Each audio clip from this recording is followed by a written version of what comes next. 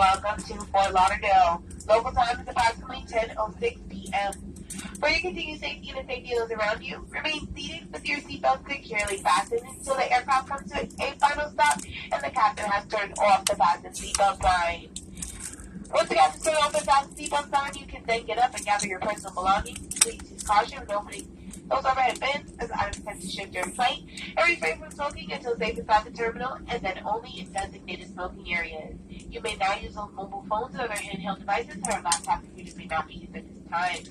If you're claiming luggage in Fort Lauderdale, follow the signs of baggage claim. If you're connecting on another carrier, be sure to grab those bags first before connecting on your next flight.